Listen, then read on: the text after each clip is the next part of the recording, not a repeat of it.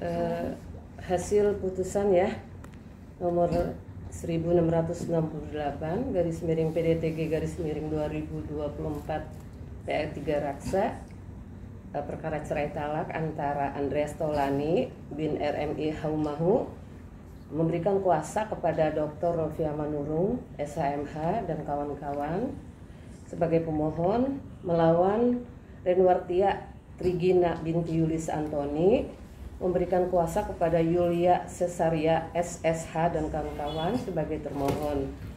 Majelis Hakim menolak permohonan pemohon. Alasan menolaknya sendiri seperti apa? Menurut pertimbangan hukum Majelis Hakim bahwa dalil-dalil pemohon yang menyatakan adanya perselisihan dan pertengkaran yang terus-menerus antara pemohon dan termohon itu tidak terbukti. Pemohon dan termohon hanya kurang komunikasi saja.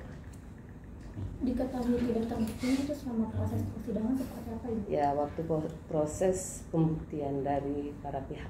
Termasuk dari saksi-saksinya sendiri? Iya, dari saksi-saksi Andre maupun dari istrinya.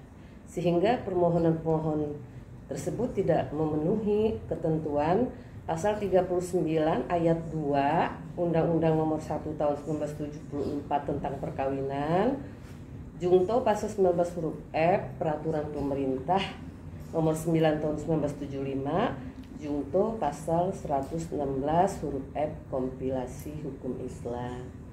Sebetulnya saksi yang dihadirkan itu dari kedua belah pihak siapa gitu Bu? Akhirnya bisa memberikan penjelasan yang tidak sesuai dengan apa yang diajukan oleh termohon gitu.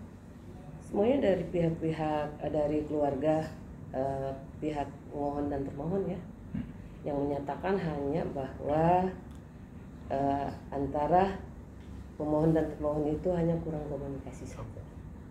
Tidak ada pertengkaran, tidak terjadi perselisihan pertengkaran yang terus-menerus. Berarti tidak adanya juga perselingkuhan juga ya Bu? Tidak ada. Memang ketika mengajukan perceraian itu yang menjadi alasan hanya itu saja? Iya, hanya pertengkaran, perselisihan dan pertengkaran terus-menerus. Tapi ternyata tidak terbukti. Sebetulnya selama proses mediasi kan dipertemukan Ibu. Nah itu selama proses mediasi memang keduanya sepakat sebelumnya untuk melanjutkan persidangan atau bagaimana Bu untuk hasil dari mediasi? Ya kan mediasinya kan gagal, jadi dilanjutkan sampai akhirnya ada putusan pada tanggal 19 September 2024 yang lalu secara elektronik. Perkara ini litigasi ya. Gagalnya mungkin Ibu kalau boleh tahu ada pihak yang keberatan atau bagaimana nih? Enggak, ini kan tadi sudah saya bilang bahwa menurut pertimbangan hukum Majelis Hakim itu tadi bahwa dalil-dalil yang diajukan oleh Andre itu tidak terbukti, adanya perselisihan dan pertengkaran terus-menerus itu tidak terbukti. Mereka hanya kurang komunikasi saja. Oke Bu, terkait asuh anak dan juga negeri juga kan itu sudah dicabut di persidangan. Jadi hanya perkara cerai talak aja. Tapi untuk alasan dicabutnya karena apa sih Bu? Ya mungkin mereka akan mengadakan secara damai saja, dan itu kami tidak sampai sejauh itu ya. Dari kedua belah pihak sendiri sudah ada jawaban untuk terkait putusan ini atau seperti apa?